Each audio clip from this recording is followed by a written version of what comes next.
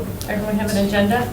Yes. Gil, do you need Or an if I agenda? can grab one. Yep. And I have a full packet in case somebody wants to look at a hard copy. I didn't print one for You want this? everyone. You're young, you're not supposed to like paper.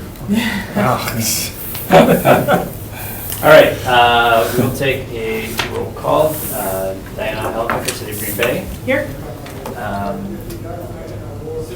And Chad Weininger from Brown County, but we Sitting in have for Chad Bradley Klingsborn sitting in for Chad Weininger from Brown County.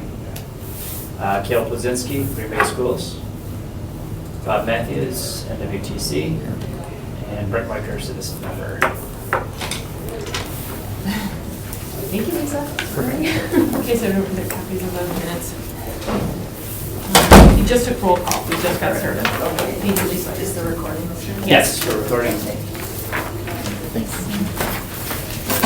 You need this one? Make a motion to approve the agenda as presented. Second. So Bob Matthews made the motion to approve the agenda and seconded by Brent. All in favor? Aye. Opposed? That passes. Are you trying to? I have.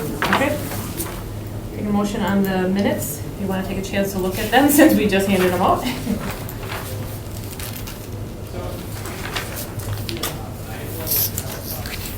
I'm assuming it looks a lot like the agenda. Yes, same. Yeah, just Same a couple items. words changed. I'll make a motion to accept the minutes as presented. I actually want to make one amendment. On item 12, I actually didn't vote yes, just as the county representative. Okay. I voted no on that one. I didn't need my voting. Thank you for correcting that.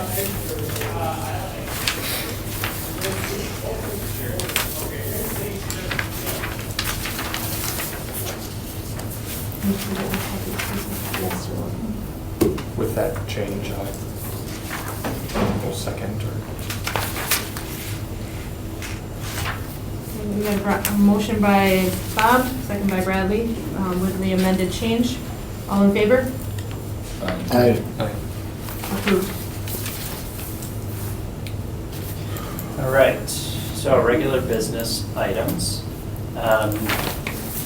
Going back, we had a public hearing on these items that were listed. This started back with our convening meeting back in August. These items then went to our Redevelopment Authority, who recommended or adopted resolutions for approval. That went to the Green Bay City Council. Those were taken up at the meeting on the 17th of September. And then now a number of them are presented for your final review and approval. There's some of them that say consideration and possible action. Those are ones where the Joint Review Board needs to take action on items in terms of approving and adopting a resolution for these items. The other ones are report out. Those are ones where the municipality is the one who has to do the final resolution, but have them, still wanted them on the agenda because I think it's important when we talk about allocations or terminations that that fits into the general discussion of what you're deciding here, especially when it comes to amendments, project plan changes, and creations. So if you want, we can take these up one at a time or do them all together. It's up to the pleasure of the board.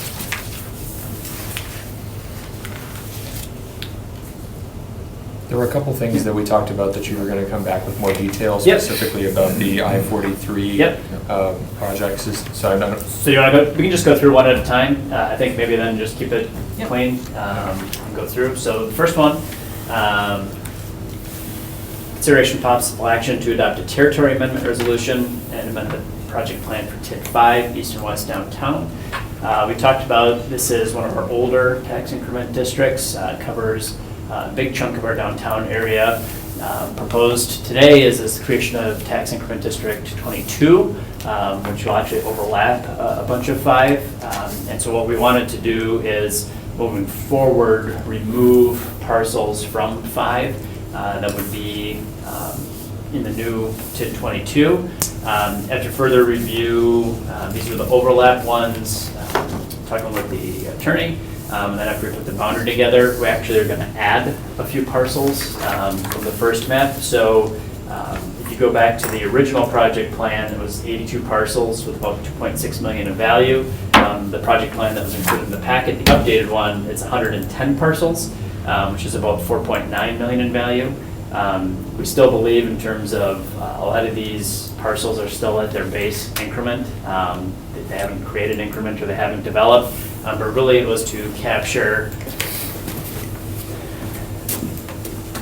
this set of parcels, that parcel, and these parcels, which you can't have as an island. So if you're gonna detach parcels from 5, you can't have, basically the new boundary for 5 would follow here and then back across the river, but we couldn't leave those parcels hanging. They're not in the new TID, but we didn't feel it was appropriate to leave them in TID 5, so those parcels were added and they will also come off of TID 5.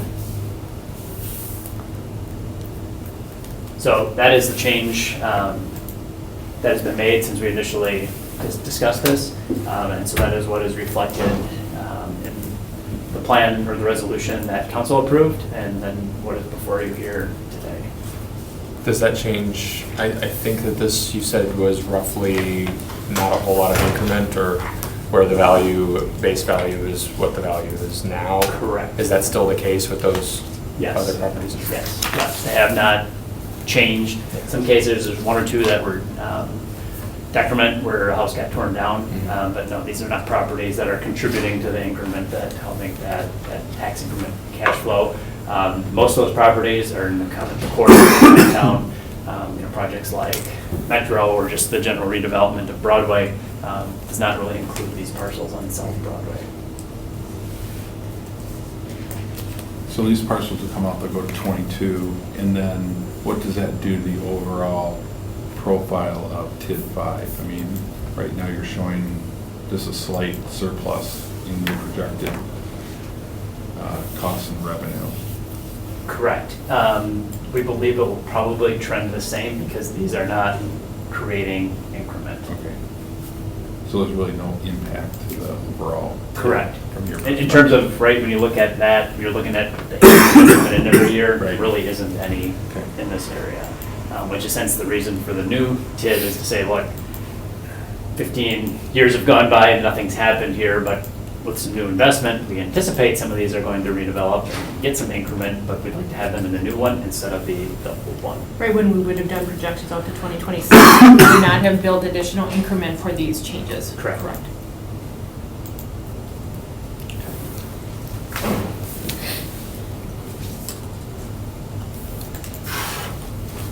So with that in the report, the request, just the 3 questions on which the decision has to be made. You're going to hear this a lot, but this is standard. We have to do this per state statute. Will the desired development occur without tax increment financing? No. Are the economic benefits of new development greater than the cost of improvements? Yes.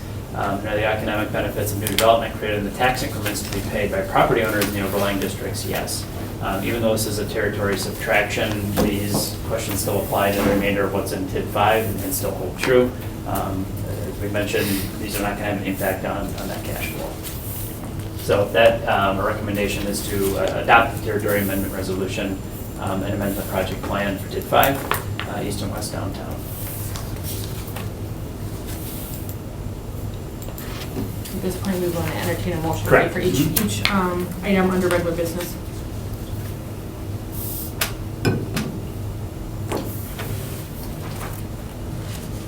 I'll present the motion. I can second. All right, we have a motion by Bradley and second by Kale. All in favor? Aye. That's approved. All right. Consideration with possible action to adopt an allocation amendment resolution and amend the project plan for TID 7, Ashland Avenue and Lombardy Avenue corridors. TID 7, this is down on Lombardy and Ashland. was really created for development of the Tundra Lodge project and some adjacent parcels. It's, again, one of our older TIDs, created in 2002. Mandatory termination date of 2029. With that, we are also looking at a new TID in this area, 23, which we'll be considering later. And so what we talked about, these still stay the same in terms of our projections of how we'd like to wind this tax increment district down. So roughly our balance coming in, few final projects. This year we're looking at getting funds to put in sidewalks and lighting for the district. It's part of the project plan to really enhance the pedestrian corridor. If you've been, there last night for game day, or for the rec center, or as the expo hall develops, we really need to be getting people off the sidewalks in order to get through there. And so we're looking at creating those pedestrian accommodations through that area with the funding that's in there. With that, there's a little bit of debt service left over, a little bit of PAYGO that's left for the Shore West project. So to wrap those up in 2020, and then in here we're proposing an allocation of $820,000. That allocation would go to help us with the termination of TID 9, which is University Heights. So with that, again, going through the questions, would the desired development occur without tax increment financing? No. Are the economic benefits of new development greater than the cost of improvements? Yes. And are the economic benefits of new development greater than the tax increments to be paid by property owners in the overlying districts? Yes. As we look at this allocation, we believe this TID has performed like it was supposed to. And with the plan, as we talked about, I'll report out the next two agenda items. Council did approve a one-year affordable housing extension, but then passed a termination resolution that would wind this down, so the TID would be terminated at the end of 2021, which is 8 years before its mandatory date of 2029.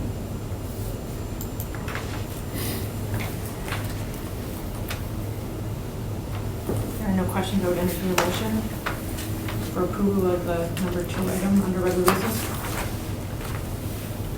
So the projected balance in the year in 2020 is 820 for the there's another chunk of money coming in from another one for 9? Correct. So yep, 9 is going to take an allocation from 7, from 8, and from 12.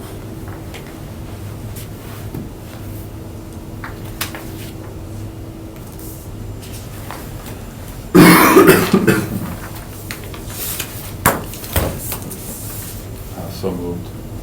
Second. We have a motion by Bob, second by Brent. All in favor? Aye. Aye. So, I know I jumped ahead a little bit, but just the report on municipal action to adopt the affordable housing extension for TID 7. Council did approve that. In short, what it would do in 2021, it would take, basically shut down all the project costs in 2020. In year 2021, we anticipate continue to about $740,000 worth of increment. That would go into an affordable housing fund for the municipality. Per state statute, all of that money has to be used for housing. 75% of it has to be deemed affordable. And so that will go into a fund, which we've been directed to create a policy about how that will be spent. It can be spent throughout the city, but council would like a little more direction on how exactly we're going to be spending those funds. Probably some extension of our existing programs, but we really believe, and part of the reason is, if we're moving forward with this, it could reduce our borrowing capacity. We borrow for enhancement right now and some other programs, so if we can put some money in a fund to pay with cash, and it could also help us with projects that are not in tax increment districts, where it might be beneficial. Look, there's only one project there. We don't necessarily need to create a tax increment district. We could potentially use this fund to help fill the gap. So that was what we discussed for all of these affordable housing amendments, but the council did pass that for TID 7. So with that though, even the extension, this will still shut down at the end of 2021, which is 8 years ahead of the mandatory termination date. So 7, 8, and 12 are going to contribute to affordable housing? again? Correct. Yep. And what is that total between all of them? It 740? will be about 3.2 million. Let me just pull up numbers here. I think I can show. Just a moment.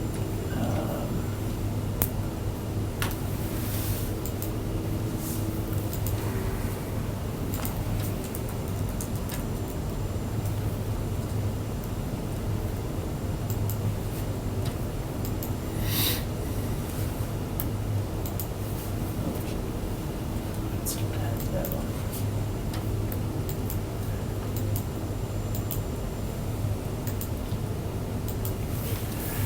So this is based on just the taxing proportions we have right now. So roughly, in terms of like the breakdown of where cash flows go, in 2021 is the first year that we do this. So basically that is taking increment from TID 7 and TID 8 to go into Affordable Housing Fund. So the 2.2, that's still from TID, this is talking about TID 7, 8, and 12. So 2.2 is still in TID 12.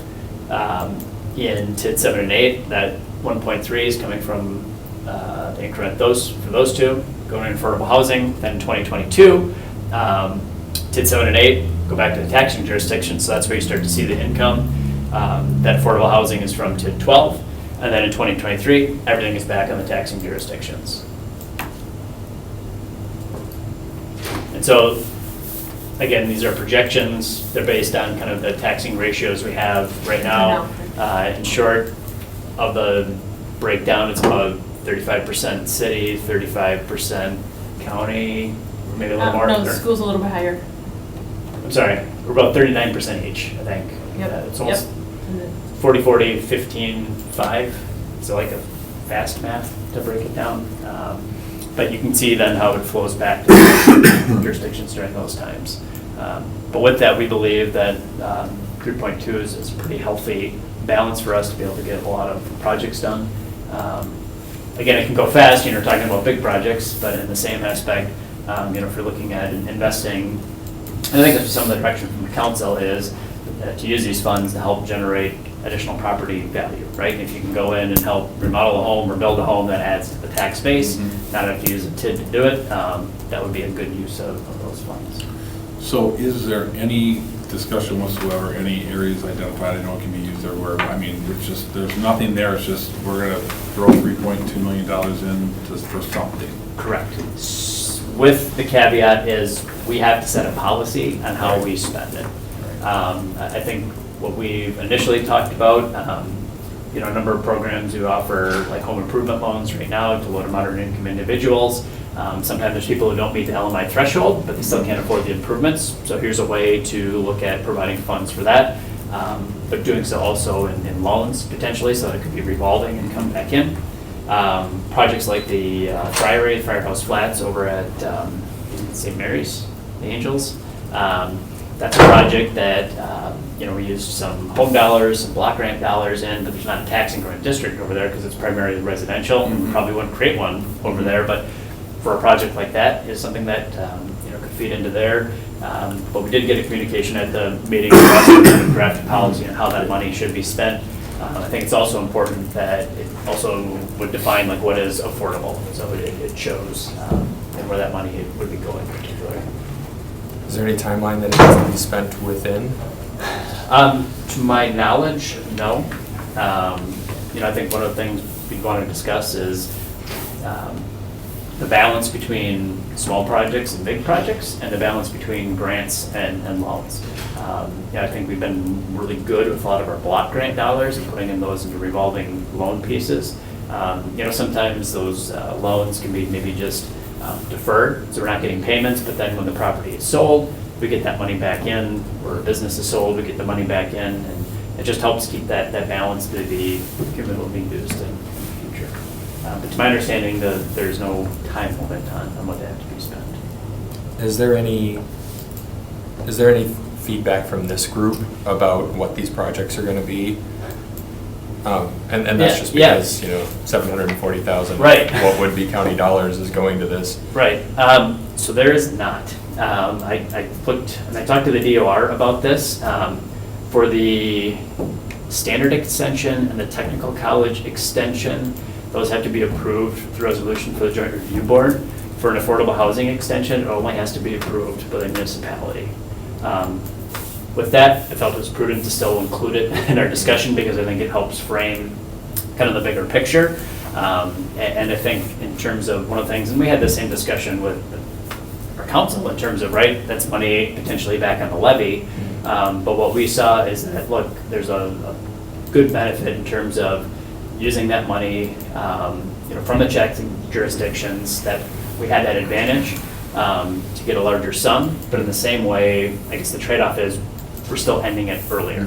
And that we can end, 8 years earlier, 7 years earlier, and then I think 12 is 3 years earlier, 4 years 25. earlier. So it's a way for us to then, I guess, negotiate a deal that says, look, if you let us do this, then we'll agree to end it earlier. And I think that was important for us to put kind of all these three together, is that, look, you've asked Yeah. us, when are these gonna get shut down? So if we can do these things, then our agreement in return is saying, look, we're gonna shut it down at a certain point and do it earlier. So that's why we kind of lumped them all, or tied them all together. Yeah, and again, you don't have it, I just think for that kind of money, it'd be helpful to have a plan. Mhm. That'd be my only feedback, but. And I was gonna say, I agree with exactly what Kevin said. They asked the exact same question at Yep. council, and that's why they wanted to see a policy and a procedure on how, what it would be used for, and, that'd be something that'd be could easily be shared with the board. Right, and I think, kind of when we go through our next session of joint review board, these monies will start coming in 2021. Mhm. So I think in 2020 to put on the agenda of, by then kind of having a Yeah. policy of Yeah. how these funds will be spent, I think that's appropriate. But we really have no authority over, you're gonna do it one day. I don't know how they got that legislation. Yeah, that's fine. Through. Honestly, I'm It's not surprised. It's not the first time I've heard it, so Right, we're yep. going to do it, but again, I think I understand your positioning of this, so. But I do think it would be helpful that we knew where it's going, because at least we can go back and say, hey, here's what we're doing, and here's the benefit that it's providing. Because I do think it's kind of hard to argue against. If we're Correct. really, truly helping people in need. Right. I wouldn't argue with it, but Well, I think at the end of the day, too, the push from our council was that the money should be spent on projects that generate property tax value. So that way it benefits the city, it benefits all the taxing jurisdiction, that it's going into appreciating value for everybody. Yep. Okay. So Kevin, this is a report. Do we need to receive and place on file? Yes. I think we should take an action on, all right? Just receive and place on file would be the appropriate. Do you think we need a motion and a second on it? You want to be formal? Do we want to make a motion? Or do you think we can move on? Second. Then we have, motion by, second by Kale. All in favor? Aye. That's approved. All right, just go back then to over here.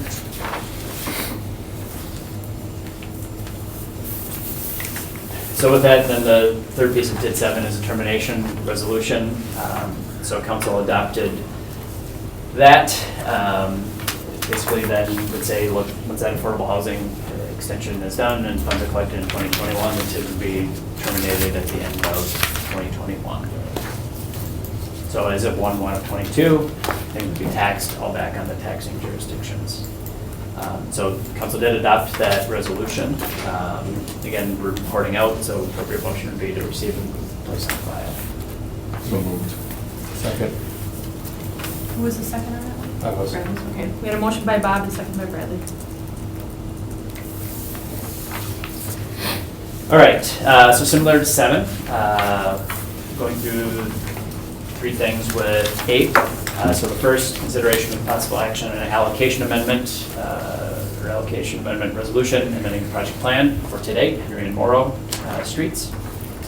And with that, Henry and Morrow, this is on the east side of town, kind of over by Purple High School, industrial district just south of Baird Creek.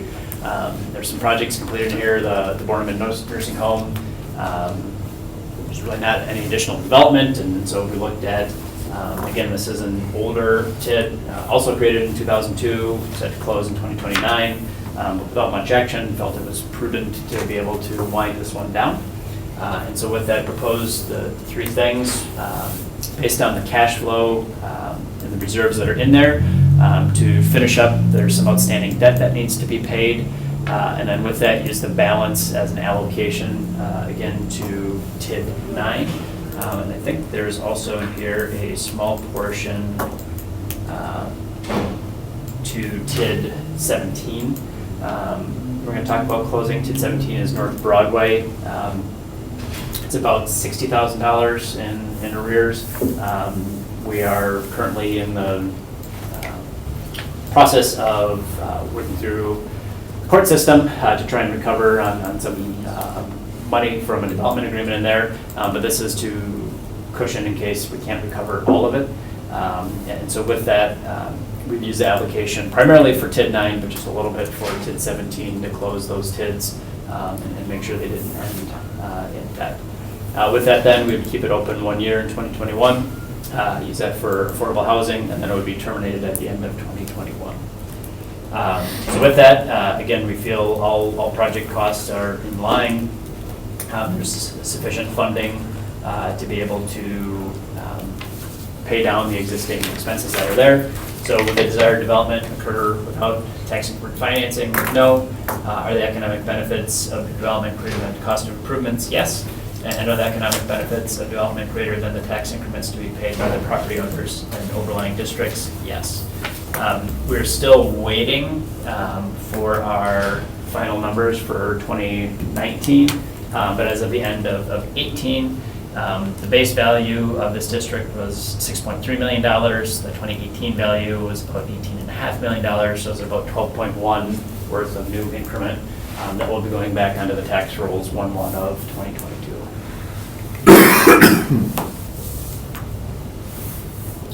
So, based on that, our recommendation is to adopt the allocation amendment resolution and amend the project plan. Are there any questions? I'll entertain a motion. Make a motion to approve number, is that 5 or 6? 5, sorry. Second. All right, we have a motion by Brad, second by Bradley. All in favor? Aye. That's approved. Maybe we can consider both of the reports on this together. Sure. Yeah. You want to take up number 6 and number 7, which is the affordable housing extension resolution and determination for TID 8. Council discussed and approved resolutions for both of these. So in short, 2021, that year will be for affordable housing. And then 2022, these will go back to the taxing jurisdiction. I'll move to approve, or to accept the report. Second. Oh, that was moved by Bob and second by Cale. Yep. All in favor? Aye. Approved. All right, we are on then to agenda number 8, which is TID 9. And this is a report out on municipal action to terminate TID 9. There's actually a lot of discussion about this. That was not a unanimous vote. There was some concern from the property owners. I think they came to the joint review board meeting, they came to the Redevelopment Authority meeting. And I think we are at a place, look, it's a tough decision to make about the termination. But what we felt is that from a land use perspective, we still believe that there's opportunity for future business out there. I think through these conversations, we've maybe shifted a little bit, that it's not going to be big box commercial, but this is more well-suited for industrial development, like manufacturing, both based on the location and the actual demand for it. We continue to get calls and continue to market that area for that types of development. And again, because it's privately owned, we have to work with those landowners to make some of those zoning changes. But I think with that, we had talked, we will start with the Development Authority later this year to start that process about some of the zoning changes and how we're kind of branding or marketing that business park, which the business park in a sense will still stay. But what's not working is the tax increment district itself, the financing mechanism.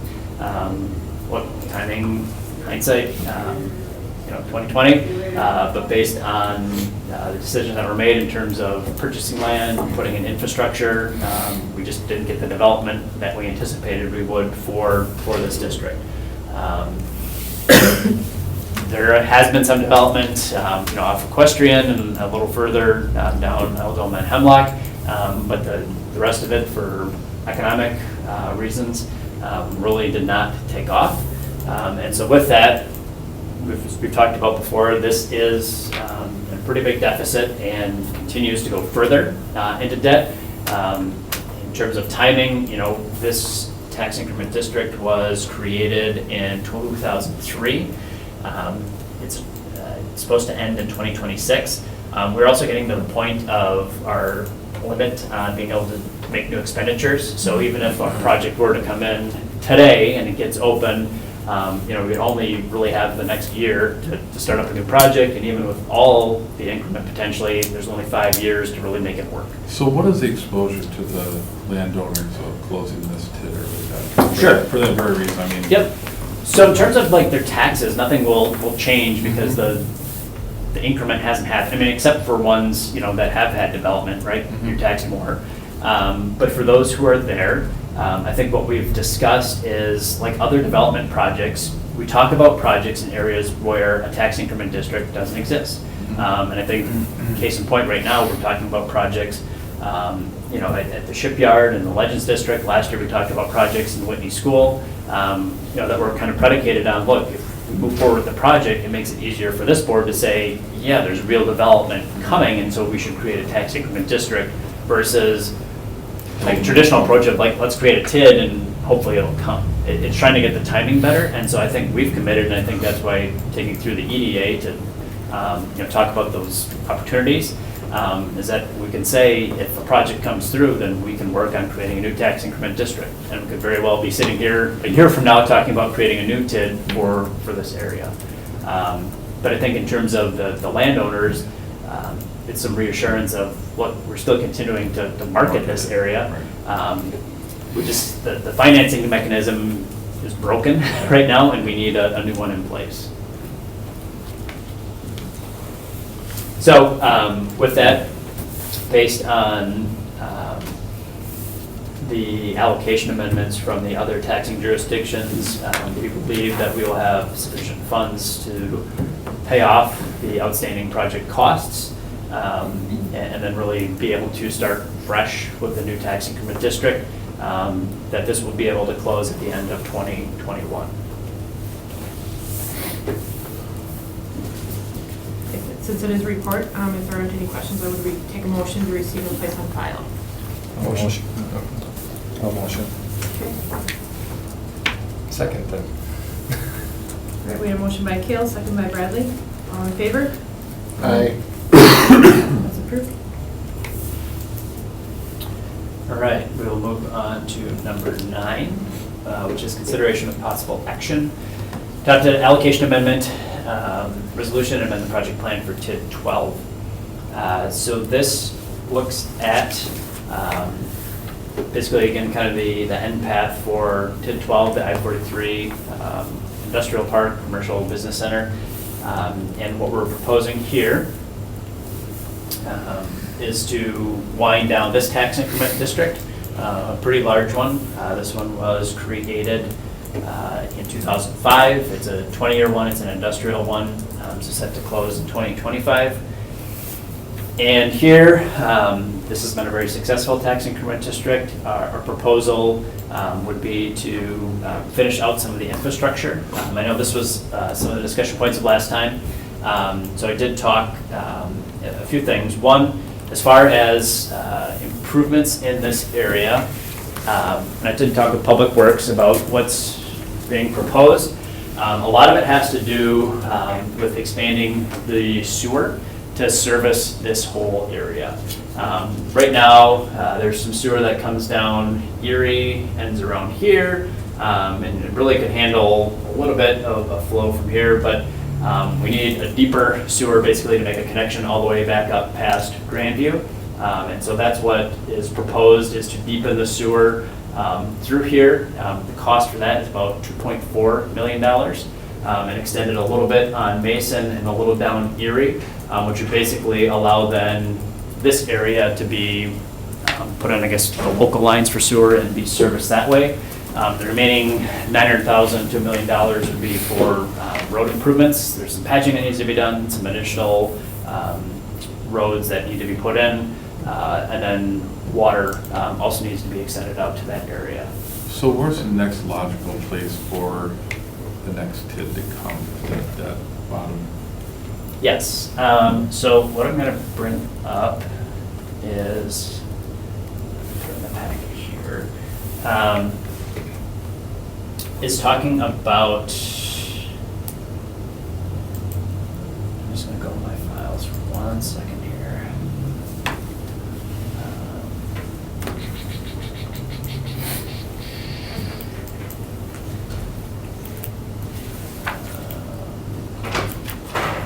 That's not the one.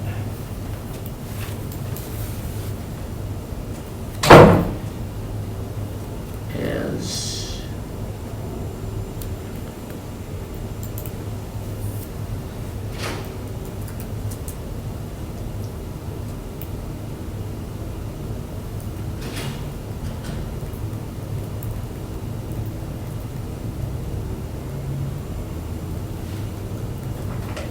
it's basically going to be to the east and to the south.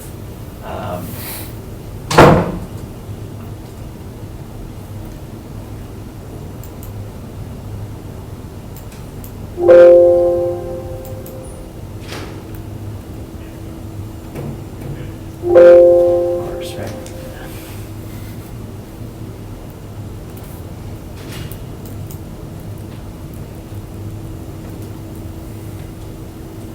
Right. So this is an area which we got the consent of a whole bunch of property owners to go out and do wetland investigation study on this in the spring, and basically found where all the wetlands are, because if we're going to expand the business park, right, we want to have buildable sites, developable sites. And so really it confirmed that, look, we can go down Erie and we can go basically eastward on Mason. There are some wetlands, but this purple as emergent wet meadow, that's being farmed. And so generally these are the lower quality wetlands that we had the same type of wetlands here where Nature's Way is developing. And we're able to work with the DNR. There's a fill up to 10,000 square feet without having to go through the general permitting process, and felt like through those areas you could do that and still have some pretty large developable sites. I think the goal is to use the infrastructure that we have in terms of Mason Street and Erie Road before we start to build anything internal. There's definitely still a demand for some large parcels, and we don't have a lot of those in the city. It's really up in University Heights and this area of parcels that are developable of 40 plus acres. So in terms of the initial discussion is these will probably all look at light manufacturing. As you get down here, these may not be included in the business park, or maybe a phase 2. But really it's going to be concentrating, potentially expanding this way. And I think, again, like we talked with University Heights, 2 different pieces. One is the business park, which is the planned unit development. Where are we going to control land use and how are we going to control design and things like that? And then the second is the tax increment district, what might overlap with that. So that's what we're putting together right now, is to then work with the Economic Development Authority, who did the original business park, to say, how should we expand this business park here?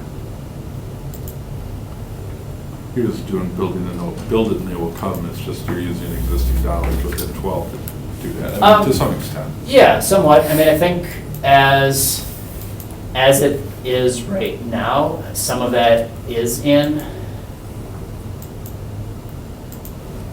the existing TID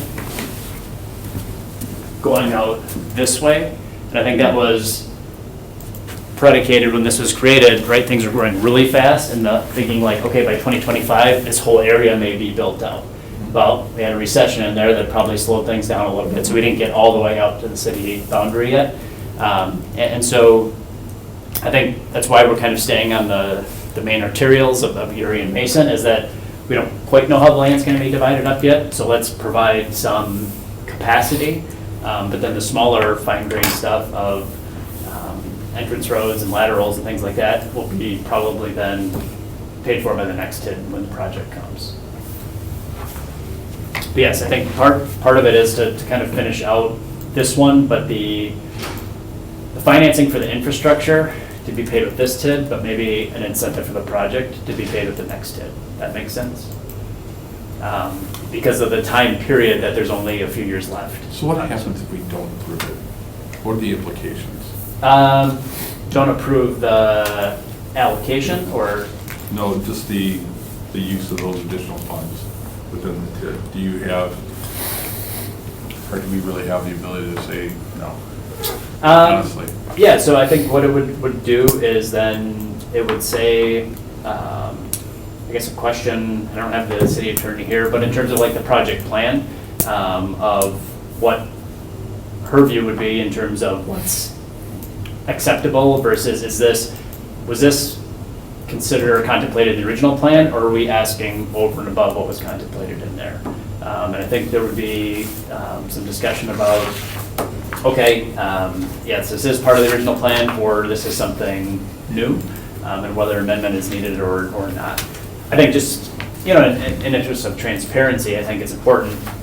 It's been 15 years since this first plan was written, and so, over that time span, trying to explain, here's what we are doing, within those parameters, but also accounting for changes in the economy or changes in development to, push, I guess, future projects forward. And so with that, we did have our city attorney go through all of these we went through, and she has her opinion letters and that believes that what we were asking for is in accordance with the plan and is in accordance with state statutes. In the context of the Correct. original. And so, to speak for her in a sense, she believes that these funds are allocated appropriately in terms of meeting the objectives that are required by the state. So I guess the three questions, how do you answer those? And I mean, just would the desired development occur? Like, there's not a development related to this expenditure. So I don't know how we can say that any development is occurring because of this expenditure of funds. Sure. So I think when it talks about, and this is maybe going back to the original project plan, I-43, this whole TID was developed as a build it and they will come. And while in most cases now, we try and align specific projects or ones that are more realistic with, tying to the creation of tax increment districts or the allocation of certain funds. This one, I think, continues in the original spirit of will the desired development occur without these improvements? In short, we can't. This Nature's Way was really like the last project in that we could do on the existing utilities. And so if we don't do the extension down Erie Road, if we don't bring that sewer in, we're not able, this cannot be developed like we want it to in terms of additional industrial or commercial development. So in terms of answering those questions, if we don't do that, basically we were saying that, look, this is going to be farmland or mini storage that doesn't require water. So I think that's answering that question. It is needed, and the cost of, or the benefits, the tax increment, is going to be a lot higher from a light manufacturing user than it will be from just like a storage use or farming use that it is now. So conceptually, the other way of looking at it is you could go and build this within the context of TID 12 and just leave it open. And just say, hey, we're gonna do this because this is our bottleneck, so we're gonna put this money in, we're just gonna leave it open. right? Correct. I mean, conceptually you could do that and not get access to the money, right? Correct. So then, I'm Yeah. trying to just logically play through this. So then, the next conversation is if you close this, and I think it closed in 2022, if there was development, most likely everything to the right of Erie Road would show up again in the next TID. So you close it out and then reintroduce it, but you'd have the infrastructure in place. So really, you have every right within the context of the original TID just to go and do that work and keep it open. If we said we're not going to approve. I mean, I'm. Correct, and I think part of what we would look at is that our, there's a little back and forth, right, between the municipality and the joint review board. I think if the joint review board said, no, we're not going to approve this, then the council might say, well, we might reconsider closing the TID. If we're getting 2.2 million a year, Right. Well, then we'll just keep it open and work on some specific projects there. I don't want to juxtapose them against each other, but all I'm trying to do is, I don't really know that we really have a lot of leverage in Sure. terms of JRP, and not that we're looking for leverage, that's the wrong word, but it's, the concern, I think the concern that I have is that it's, is it being used just because you have it there? Sure. And I think the answer is yes to some extent, but again, in a broader macro Sure. perspective, you have every right to do that. Right, and I think just in fairness to the taxing jurisdictions, the two compromises, or the two facets we look at is, one, we'll agree to shut it down early. Yep. And the second is that I believe these expansions are naturally the next. I think there would be some concerns if we looked at, we're putting in roads and streets and everything way out here that might not happen for 10, 15, 20 years, but we're really doing things that if we kept it open, conceptually could still happen in the life of this TID. And that's how we're trying to. Yeah, I understand. And again, it's not a conflict, it's just I'm trying to understand what we can and can't do, so. So you said the one side was they could just keep it open and fund it that way for any projects that might come up. But what it seems like, and what concerns me a little bit, is that if they create the next TID, they've built some of that infrastructure already, and it's going to look more successful or get more increment than would originally be designed, because the way that a typical TID would be structured is those costs, the 3.3 million, would be paid up front, and you mentioned last time that would be then financed and there would be interest, and so there would be additional expense for doing it that way. But they don't have, the reality is they have every right within the context of the TID that they defined to go and do that work and just leave it open. It's the next logical building block to get to those next parcels. They can't go, what is that, north? There's, east. You can't go east. Yep, without- Grandview, and then. You can't get there Northfield. without doing that infrastructure work. So essentially, they're gonna, if I were sitting in Kevin's, I'd say, we're gonna do it anyway. Reality, because we could do that within the context of TID. We're just saying, let's help us do this. We'll close it early for you. Recognize that the next TID that's gonna come out will be in this area once we've identified developmental opportunities. And I don't, so the question is, do we want our money now or do we want it later? Because they could say, fine, we'll just leave it open.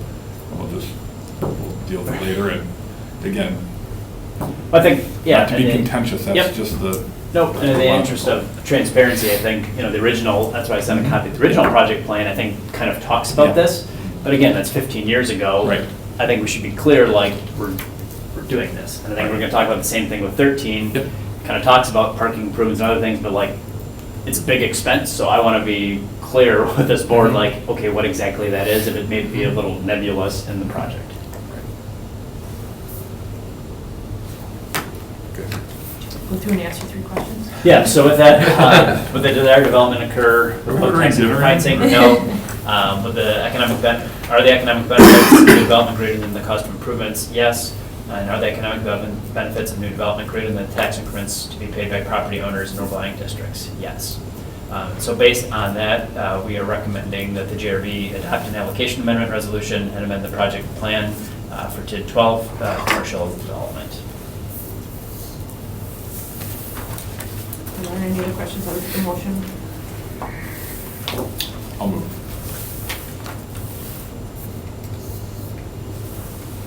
Second. And a motion by Bob, second by Brent. All in favor? Aye. Aye. Any opposed? Approved. All right. Bring those two together, 10, 11. Yep.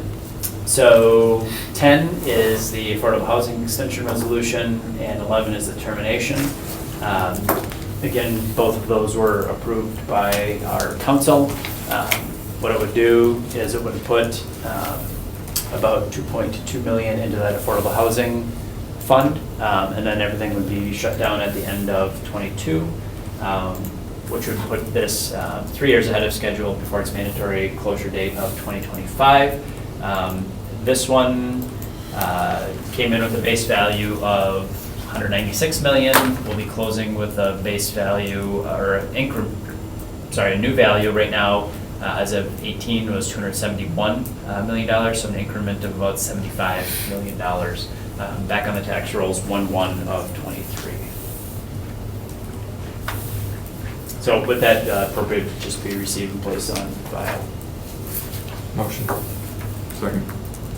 A motion by Bradley, second by Bob. All in favor? Aye. The motion passes. All right, number 12 is consideration of possible action to adopt a resolution amending the project plan for TID 13, downtown redevelopment. I think this goes back a little bit to what we just talked about in terms of what the original project plan talked about. This TID was also created in 2005. It's a rehab conservation one, so it doesn't expire until 2032. In the project plan, it talks about improvements for parking, and enhancements to add to parking portfolio. State law allows you to do improvements within the half-mile boundary of the TID, and infrastructure that relates to the TID. With that, it wasn't exactly, again, clear in terms of this specific piece for looking at the Associated Bank parking lot. I think I talked about in the last meeting, I don't know if I talked about it. Yeah. So this property, and I know I turned it on its side, was in a TID. This was in TID 11, which we closed out, what, 2 years ago? 3 years ago, maybe? 17. And in short, the reason for the amendment is to look at adding these parcels, or the acquisition of this piece of property, which is basically bordered by Pine Street, Cherry Street, Monroe, and Quincy Street, as an eligible or specific defined project in terms of parking improvements into the TID 13 plan. I think we talked a little bit about this last time. The short-term goal for the city is to operate this as a parking facility. As we talked about, the ramps are filling up. We're having additional employees, residents downtown. In terms of the spaces, we want to make sure that we have enough within that. We also, within TID 13, the Main Street ramp, its lifespan is limited, and we know that's going to come down. So in terms of being able to provide some cushion. Sorry, which one again? The Main Street ramp, which is the one right next to Schreiber. Okay. This ramp has to come down, or I think per our development agreement with Schreiber, by 2033. But it's reached its end of its also useful life. And so we're looking at options from just a parking perspective. With that, we are also looking at redevelopment on that in terms of a parking lot itself is not the highest and best use along that specific corridor. So we're actually going to be discussing with the Development Authority over the next 2 weeks, some proposals to redevelop that site.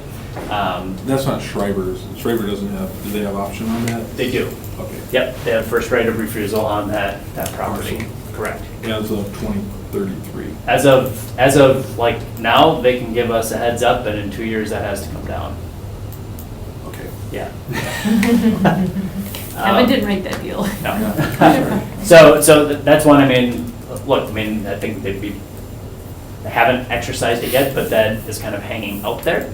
And then so we just wanted to make sure to cushion against that. But also then what we've talked about for a development site. I don't know if, again, not too off topic, but this would become a new tax increment district, get brought into 13, or potentially get brought into Whitney School, which is just boundary a block over the other way.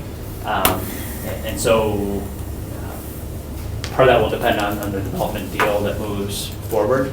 But with that, again, I think just in order to clarify some of the intentions in the original project plan, maybe we didn't identify this particular lot. I think it's important in terms of being upfront of this is what the project plan would have meant to allow for acquisition of this. So what's on that property? It's parking lot. So it's a whole parking lot. There's a large garage and a small garage and a billboard. Those are the only improvements on the facility. And then your thought would be essentially replicate what you have on Main from a parking structure, because it's not. So we could do a parking structure there. I think one of the things we looked at is potentially like as a cushion if we were to lose spaces that we could temporarily park here. Or as we worked on other projects, if this could have some of the backflow. But I don't know if this would necessarily be the future location of a parking ramp. Because it's right on Monroe itself. So in terms of more limited, long-term, I guess parking for employees, this wouldn't be like a metered lot, and more like for employees downtown, coming to work, get a spot for the car all day, this would be the spot to do that. So it'd just be surface level parking? Correct. That's your thought? Okay. Short term. So where does all the parking that is currently in that ramp go? So there's a little bit of capacity in some of our other ramps. Kind of like an airline, we oversell a little bit because based on flows during the day, we're able to make it work, and very rarely do we actually fill up. But if that ramp were to go down, there's a little capacity there. We need to be looking at, and we are looking at, okay, where's our next potential parking facility? I think where we're getting crunched a little bit right now in terms of the spaces is, look, KI continues to be pretty well programmed. Right. And so that fills up with just daily visitors. The addition of the Hotel Northland, they've been running occupancy pretty well, so that takes up space in Pine Street.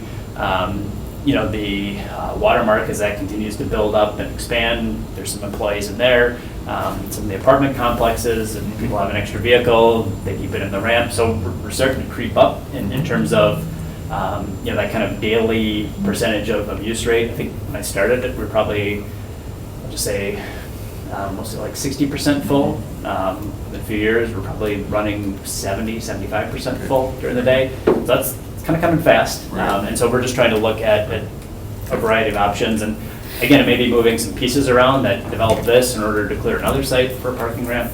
But we felt it was important. It's a whole city block. We don't get many opportunities to really kind of dictate development in a whole city block. So that's why we made a move to it. So I guess my issue with this is, it was already a parking lot. Yeah. To have it be a parking lot, and it was going to be a parking lot for the county, if this is a parking lot and the justification is it'll help economic development there by providing parking, that was already going to happen without this financing. So the first of the three questions is, yes, this development would have occurred without this tax incremental financing. If we're talking about it being a development opportunity, that's not within the district, and therefore it's not something that the TID should be paying for. So how do you get around those two? I mean, Sure. You have to kind of pick one, I guess. Yep. Are we saying that the parking is going to help? And then how do you get away from the idea that it's already a parking lot that was a parking lot? Sure. So the parking lot will help in the short term of providing us a little more, slack in terms of our overall parking facility, the number of spaces we have. In terms of the long term and the development aspect, I think if we wanted to make it clear in here that part of the language, that state statute allows you to do project costs within a half mile of your existing TID. I don't know if that was as clearly identified in the original project plan.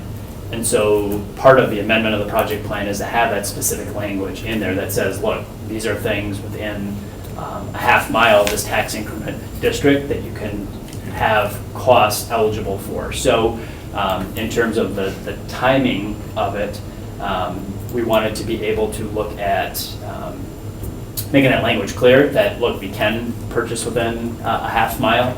And so then ultimately the desired development, which is not a surface parking lot, will be generating additional taxes beyond what it is right now. And then therefore the cost of, or the benefits in terms of the property tax increment would be ultimately greater than the cost of improvements, which was the acquisition. And what is the acquisition cost? 1.2 million. For that block? Yes, it's about 2.4 acres. And so with that, I think what we would do though, in terms of being in a TID and not in a TID, the project cost here is the acquisition piece, which comes in that half mile boundary. If we were to do a specific project with a developer on it, it would have to go into a tax increment district. Based on what's done here, it would likely go into 13. If it were to go into a different tax increment district, then we may look at reallocating the funds or re-amending the project plan for a new tax increment district, or as I mentioned, the other one, Whitney Park is the other tax increment district nearby, depending on that development project itself. I think TID rules, if you will, allow those project costs, but not necessarily when it comes to actual development agreement. Those need to be in the tax increment district. And so that's, I guess, my answer for the differentiation of where we're looking at this. And what happens if we don't approve this? So I think this would be a little bit what I've talked about earlier. I mean, our city attorney believes that this was in kind of the scope and nature of the original project plan as presented. I think we're trying to be transparent up front about how we're proposing to do this, to make it specifically clear. The half mile piece of it covers it, doesn't it? What's that? The half mile, the connectivity within a half mile really covers the acquisition of the TID, doesn't it? Correct, and I think that's what... I don't... Right. I'm just trying, again, that's what I heard you say. I mean, Correct. You're invoking that. And you're saying, but in your perspective, it's still within the context of the original TID. Correct. And I think part of this was some clarity of being transparent of, it says certain improvements while we're specifically identifying something, because it's a large piece of property and it's a large expenditure, that it's important that it comes before the joint review board in terms of specifically what we're doing. This piece wasn't specifically called out. But the actions still need to follow that the economic benefit of this expenditure is greater than the cost of the improvement, the addition of the land. Correct, and I think we would say that in terms of the economic benefits, in terms of providing parking either for the short term use, providing parking for other entities within this tax increment district, in terms of allowing additional properties to get additional occupants, to allow the hotel to get occupants, to allow the economic benefits of filling up those spaces because we have ample parking outweighs, and then long-term the development that we could see increment on this piece that would be much greater than the 1.2 million of acquisition. But the parking was already being provided, and would have been provided. But was it to the But it- public? Was it parking? Right. Well, I think the It's very Yeah, associated. but Right. the reality is that within the context of this TID, based off of their development agreements, they created a need for parking that was probably not identified in the original TID, because they didn't know that, I don't know if this was built specifically, or this was developed specifically for. This was primarily done for Schreiber and the KI Convention Center, Right, this but TID. 2005, that was Schreiber's already buying that property in 2005. No, that was a little bit later. Primarily it Right, was. but I'm just saying, it was primarily KI, right? Correct. So you didn't know Schreiber, but as part of that development agreement, you just ate up your parking. Yes, You created your own, When we did within the economic development of the. when we signed the agreement with Schreiber, which was like 2010, 2011, Yeah. I mean, we basically said that Main Street ramp is gone. Basically, I mean, there's a 2-year window in there at least to allow for it, but yes, we're basically saying that we can't count on that indefinitely in the future. So there's an inherent economic development built in, I mean, I'm not trying to make your case, but I'm thinking in terms of, I think there are probably more Right. things that they could just say, we're gonna do it anyway. And again, I don't think you're not bullying, you're not doing any of those things, but it's just, Well, I think that it's our role to say, this is our opinion, even if no, they're gonna do it absolutely. anyway. No, I don't disagree. And my issue isn't, if it's, you know, there was a parking lot there would have been a parking lot there, there's no benefit of the parking Right. that's gonna drive anything economically because it was already there, so it was already driven.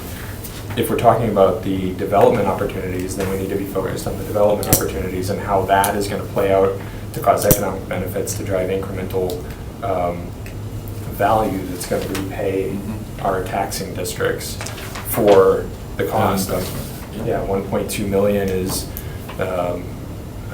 500,000 for you and 250,000 from from the county. That's money that's coming out of our taxing districts, because that would have stayed with TID 13 if they don't pay it out. So for me, this is a $250,000 Yeah. expenditure from the county, and I don't see that we're gonna make that up because there's no development proposal and because the parking is already there. Right. Yeah. And there's a little bit that it was going to be a county property, and the city exercised an option to take it Okay. before they asked us. Okay. So there's a little bit, that's how I knew There's it other would have, things. it would have been Right. parking because the county had a long-term plan to provide a parking lot Okay. there. Okay. Um,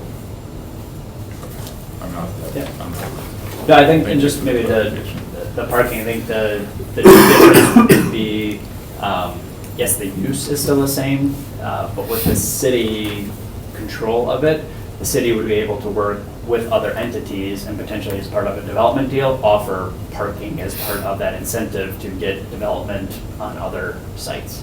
Whereas in a private party, we don't really have a role in it and couldn't offer that up as an incentive for somebody. I think that, just in terms of, yes, it is the same land use in terms of that short-term parking, but within under city control, like we offer discounted rates or reviews that incentives and ramps or other places, we could do also that with this lot as well.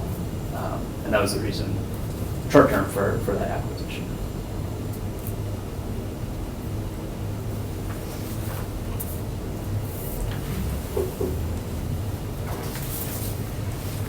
So, I guess based on that,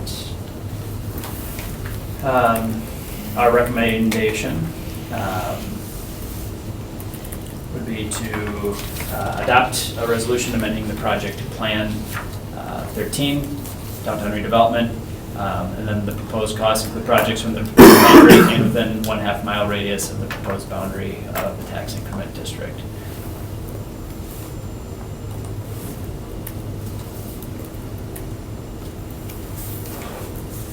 I'd like to make a motion to reject the amendment.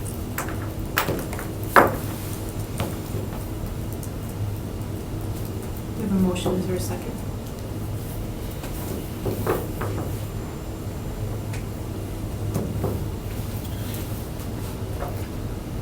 Okay. Yeah. I'll withdraw my I motion. understand. I'll make a motion to approve. I just, Kevin, do you have I understand. questions? I'll Yes. second it. Yep. I'm sorry, we did have a motion by Bob, a second by Brent.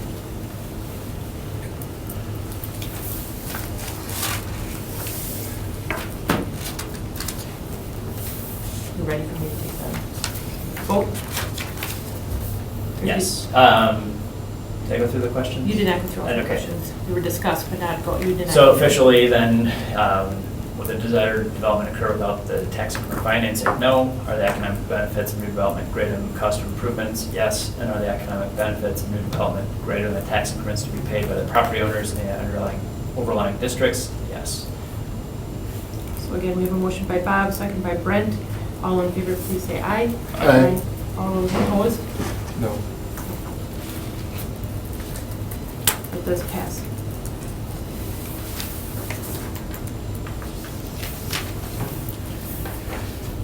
All right, on to number 13, which is consideration with possible action to adopt a territory amendment resolution to amend the project plan for tax increment District 14, North Broadway redevelopment. TID 14, North Broadway redevelopment, looks at this area north of Dousman, east of Broadway. It's commonly now referred to as the rail yard. We're going to talk about naming this district in the next motion. In short, what we were proposing is to add these parcels. These are the parcels as they stand today. Actually, this was one parcel as of 1/1 of this year. This was a piece of property owned by CN.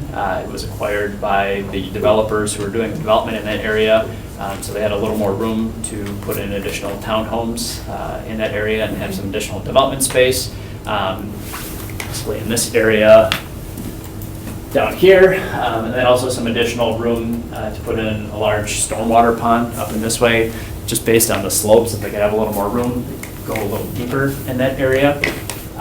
This acquisition, in terms of what we looked at for the parcels themselves, it had zero value prior to this because it was owned by the railroad. It was contaminated environmentally, so we've identified it as blight, which will continue the original tax increment district, which was created in 2006. Is a blight district, 100% blighted. This is the old Larson Canning factory. This is another blighted parcel, so we'll still maintain 100% blight in this area. And so with that, would the desired development occur without the tax increment financing? No. Are the economic benefits of new development greater than the cost of improvements? Yes. And are the economic benefits of new development greater than tax increment district, tax increments to be paid by the property owners and overlying? Yes. So with that, our recommendation is to adopt a territory amendment resolution and amend the project plan for a Broadway redevelopment to add in these parcels here. They'll be reflected most likely as one parcel because that's what was here at the beginning of the year. But in short, it's going to reflect the addition of this area between the existing development and the existing railroad tracks. Where's the future revenue coming from on this one? The future revenue for there's a, showing about $13.7 million of future revenue in the light. correct. You see, I mean, right now there's very little tax increment coming through. Correct. So what we are right now, we're just getting back up to the point of, we call it like rebalancing this TID. This area, this is Titletown Brewing. This is the original 4 set of warehouses, A, B, C, D, E, there's a few letters in there. And then buildings R, S, and T are up here. So this is originally was done by DDL Holdings. That's where like the cannery is, the Titletown Tap Room. Those now are pretty much almost all fully built out.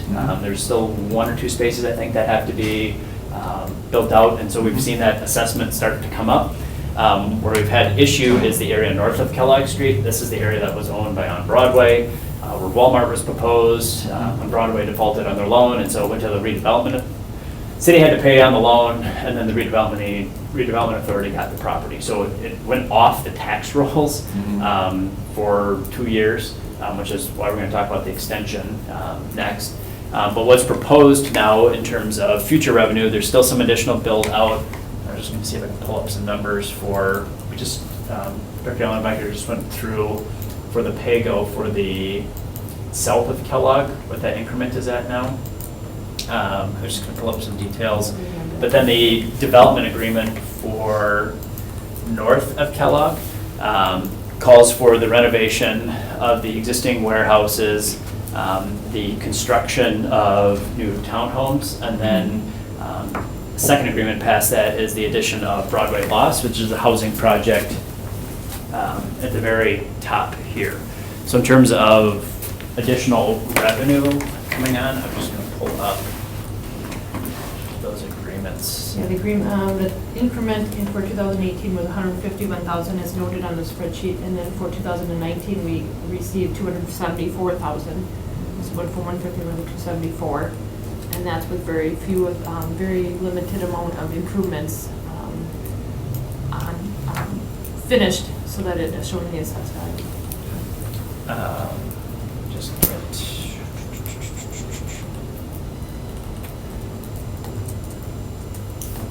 So the main rail yard, we'll look at, again, rehabbing the warehouses, and putting in the condos and putting in the additional public improvements to facilitate additional development in the beginning. That's going to guarantee about $16 million of improvement, just from those projects, which is not including any of that space in the middle. And then Broadway Lofts, which is at the very north end, which is starting construction now and will be online by the end of next year. That is, I want to say like 8 or 9 million. It's a large project, but it's a little bit lower because it's workforce housing, so it gets assessed lower. But that'll be, so all in about 25 million of new increment within the next 2-3 years.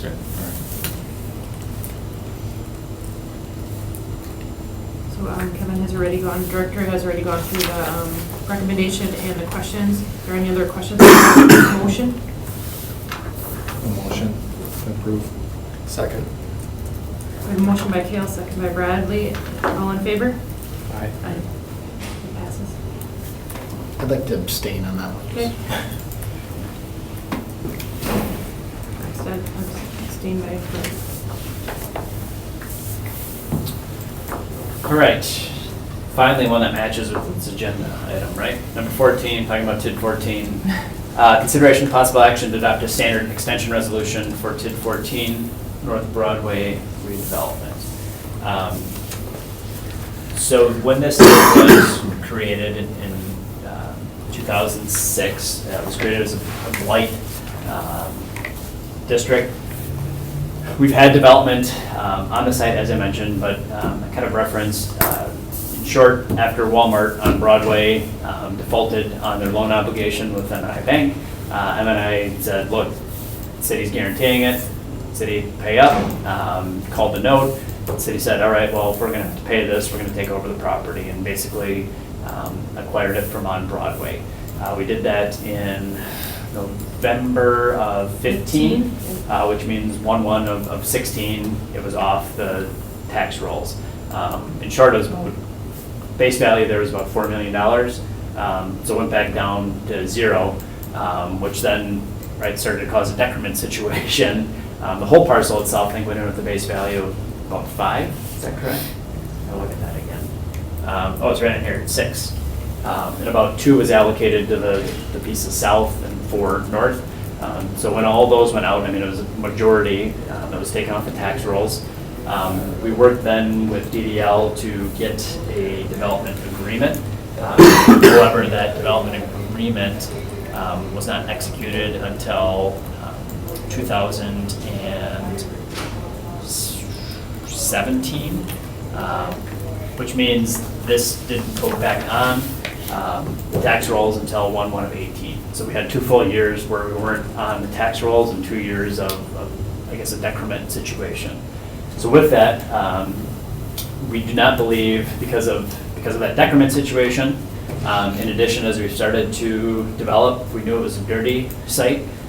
It's probably a little bit dirtier than we initially anticipated, and so there's been some additional remediation work that's had to be done. And with that, keeping up with DNR regulations for what we need to do for compliance, it's added some cost to the project. Combined with over the last 2-3 years, construction costs have increased a lot faster than inflation. And so with that, we do not believe that under the current time frame of 2033, that would be sufficient time to pay off the project costs. And so with that, state statute allows for the JRB to consider a standard extension to extend the TID by 3 additional years. And that's what we are asking for today in order to help provide that additional time frame to be able to pay off the project costs. So why now? Why, I guess my question Sure. is, I look at this, it shows that you're gonna have an increment of $4.8 million if everything plays out the way you think, so, and that's, I'm assuming that's through 2033, so why would you need additional 3 years? So I think why now is we estimated a few things. One, I mean, I think the RDA in the city is out of it in the sense we're no longer a landowner there. We do still have a guarantee on a portion of the note with the financial institution, with Hometown Bank. So there still is a little exposure for us in terms of if the developer were to default. I think we're at like went down a little It was bit. 2.5, I I think think. it's about 2.2, 2.1, yeah, 2.1. right now. So just to make sure that there's enough time to get increment to get that back. I think the other piece is now, this has been really the first full year of construction for infrastructure, and we've got our arms around both the additional contamination and the cost is more than we anticipated. Okay. So is that not reflected in these numbers? That is not. No, that is not reflected. DVL came in probably in July Correct, or in August, to explain the infrastructure costs. These would have been done in June. correct. Well, this is 2018, but yes, the projections were done in June. And so we'll readjust projections based on, I think there's some future development projects coming into that area. But in terms of with the development agreements that we have signed right now and the potential cost of that infrastructure, we feel that we need the additional 3 years to make that up.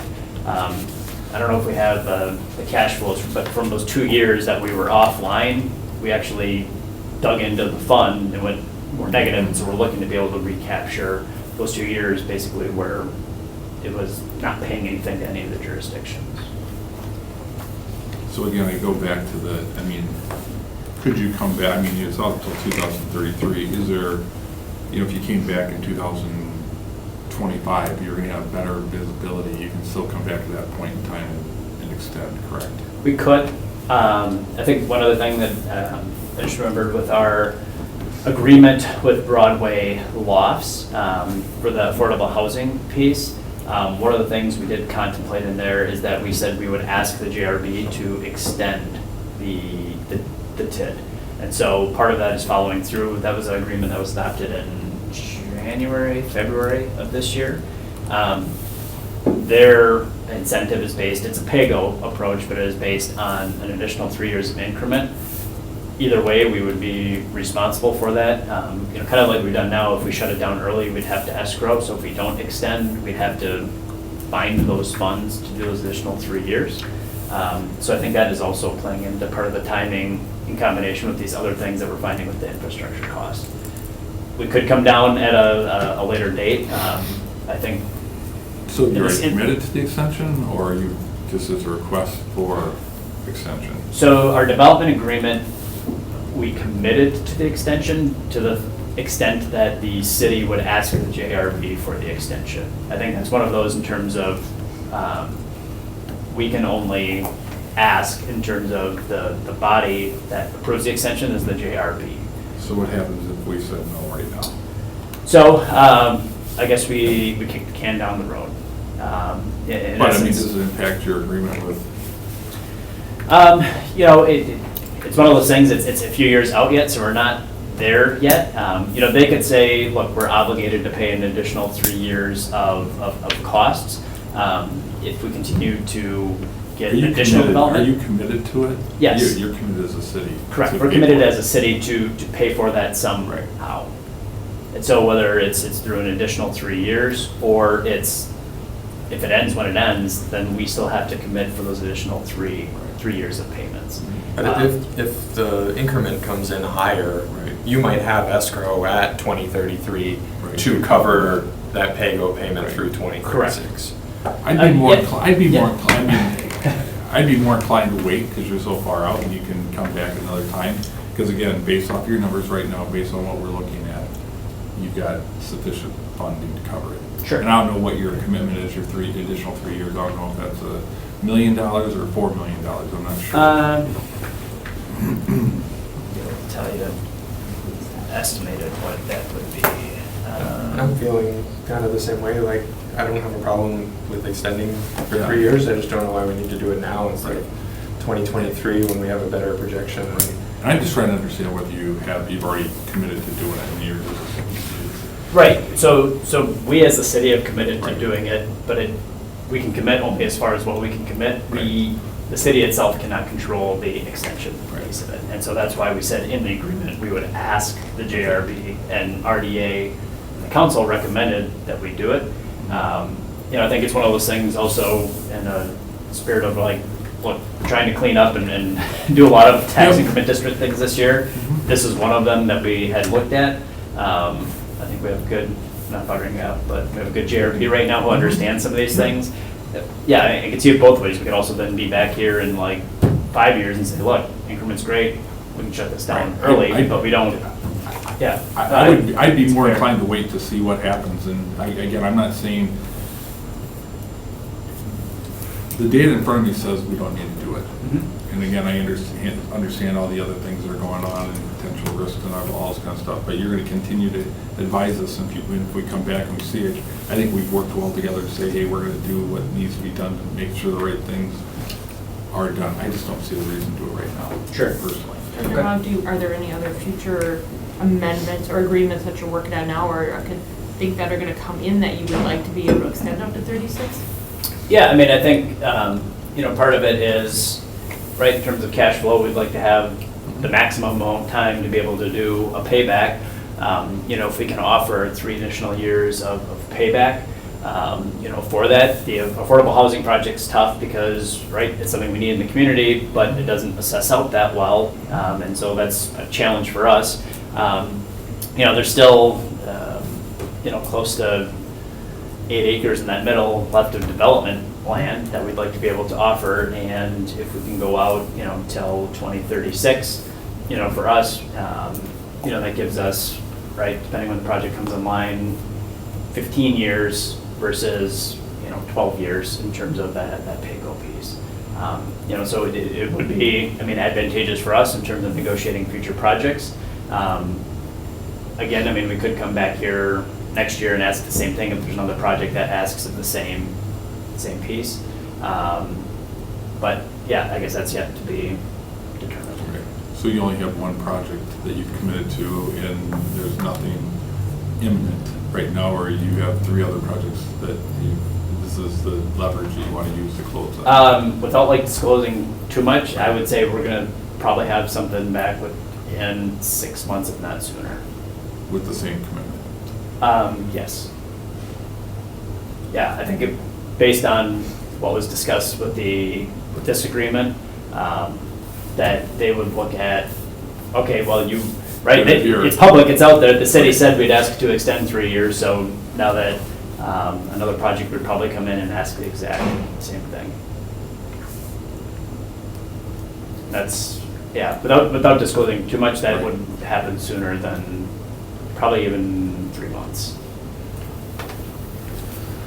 This is really something that affects the county, but one thing that we noted was the city's debt rating was downgraded by Moody's, and one of the factors that they said contributed that was exposure or limitations because of TIDs. And I'm just not sure if we don't need to do this yet.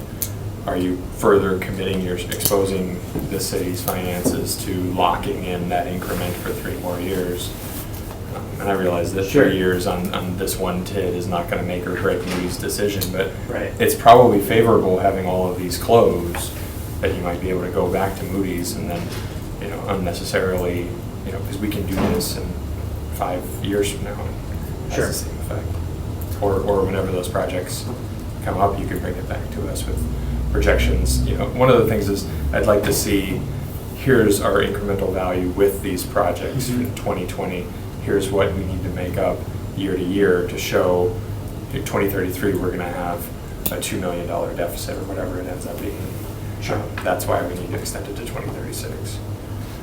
There's probably 3 questions in there. I apologize for dropping it all at once, but no, but I think Yeah, that's fair, and I think we're really just starting to get our arms around the remediation and infrastructure cost piece. That's starting to make us not nervous, but just, look, these are coming in higher than our estimates that we did when we, priced out this project 3-4 years ago.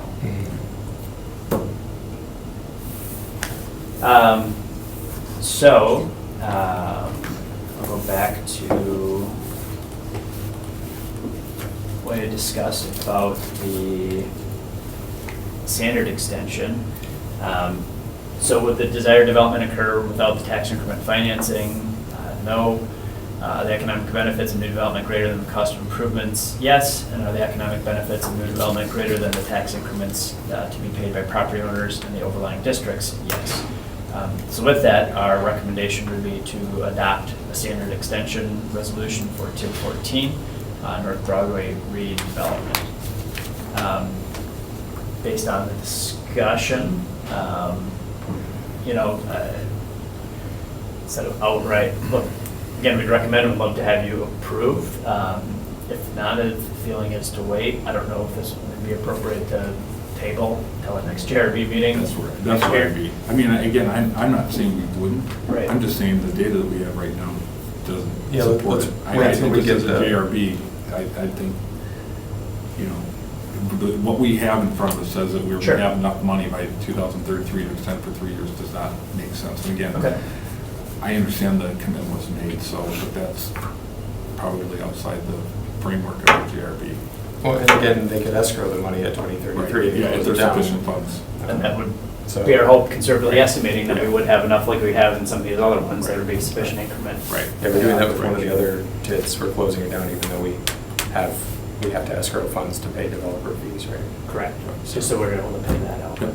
So I guess then the recommendation would be to table until the next Yep. session of the JRB. Motion to table? Second. All right, we have a motion by Bradley and second by Bob Matthews to table this item to the next JRB meeting. All in favor? Aye. Can I abstain from that too? And Brent abstained.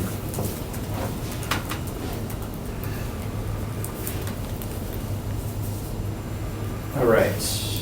15, consideration of possible action to adopt a termination resolution. Actually, that's, I think in the report, it should be report on council action to adopt a termination resolution for TID 17.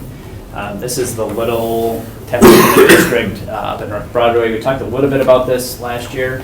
It wasn't quite ready to go in terms of there was still an outstanding court case having to deal with the developer agreement. It wasn't a huge amount, but look, I think it's important that if they're going to do something, that they will pull their end of the bargain.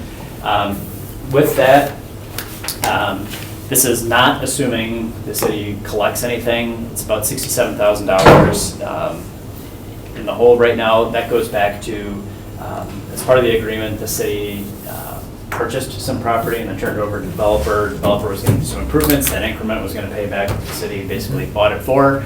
The developer did the project, didn't get the assessed value that they were going to guarantee, and that's what the battle is over. So in short, there's increment, but really not enough to pay back some of what we're doing here.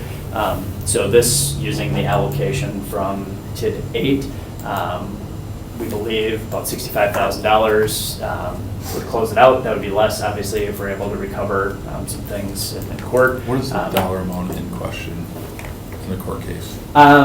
So right now, there's two pieces. One, there's the past due amount, basically like, look, every year you're not hitting your increment. I think that amounts to $7,000, $8,000. Okay. We could also go back and say, look, but for the life of the TID, which this TID is set to go for until 2035, so we could say in future, like every year we were supposed to be counting on this. Maybe we'll get some sort of settlement, but we could also, this project, I mean, based on how small it is, like there's nothing else happening Right, here. right. And so for us, there's increment that's been created. Yeah. In terms of, it was 183,000, now it's 171,000. There's not gonna be much more increment created, so we might as well shut this down. So with that, the council felt that that was appropriate, and that based on the allocation that's going to come in 2020, this would be ended at the end of 2020. Motion received. We have a motion to receive this and place on file by Bradley, Second. second by Brad. All in favor? Aye. That's approved. All right, now for the last two, our creations. So TID 22, it's number 16, consideration possible action to adopt a creation resolution to establish TID 22 and the shipyard and adopt a project plan. Again, this area, basically South Broadway area, we're looking at future development. Some questions that were posed, again, would the desired development occur without the tax increment financing? No. Are the economic benefits of new development greater than the cost of improvements? Yes. Are the economic benefits of new development greater than the tax increments to be paid by property owners in the overlying districts? Yes. This one has a little bit more in accordance with state statutes. We're to provide you with certain information and projections. In terms of just in the project plan, the total project costs and the amount of these project costs. I think one of the things that we try and do in the project costs is one of the wild card is developer incentives. I think we've been pretty good about doing most of those as a pay-go, so those could vary a little bit.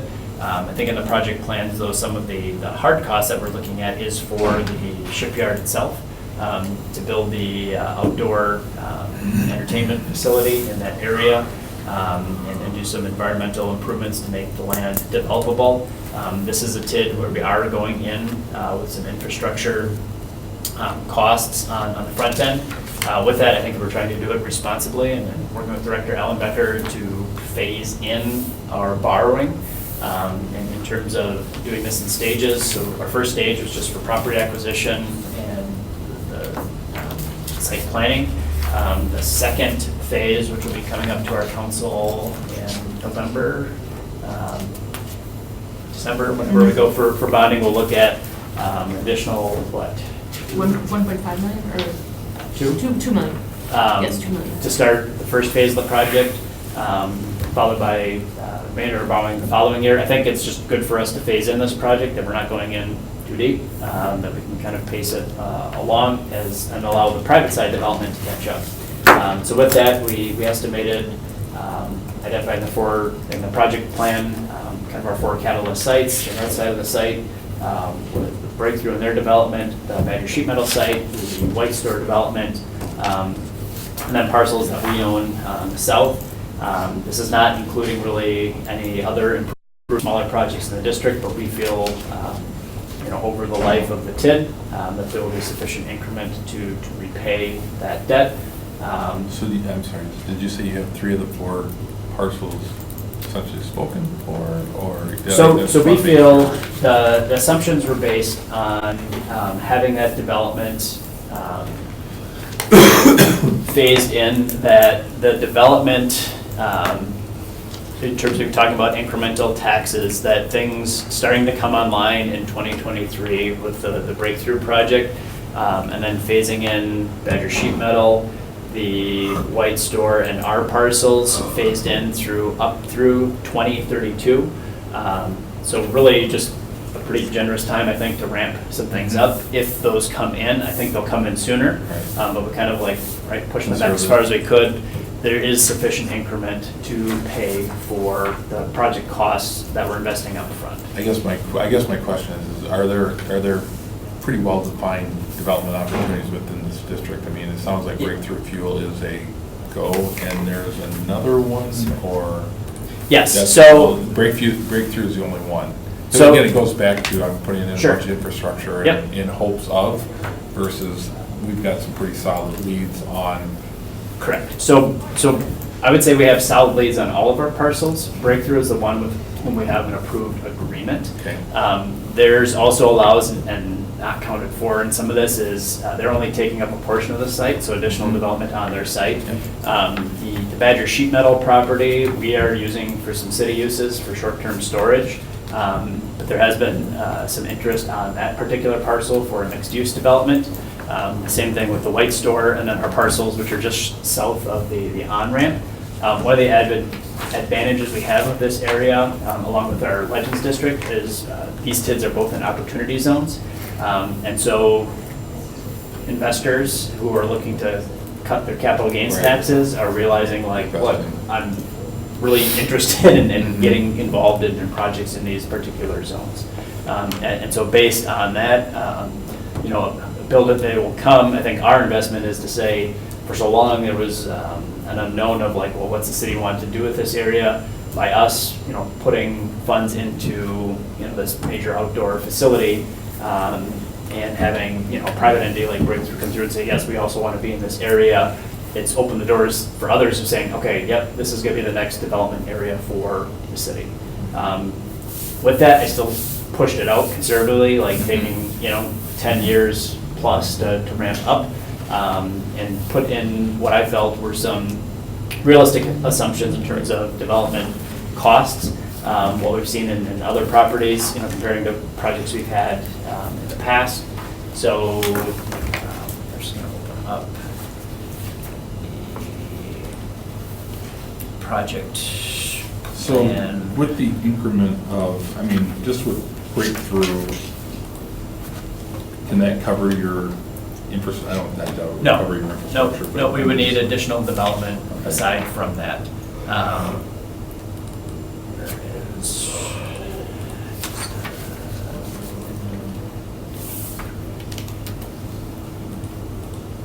This gives some reference to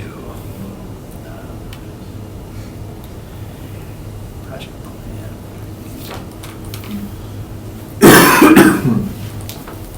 So identified in the project plan, the 4 catalyst sites. So redevelopment site A is Breakthrough, which is on the northern side of the parcel right here. They're estimated to come in. I'm sorry, where is it? Sorry, right here.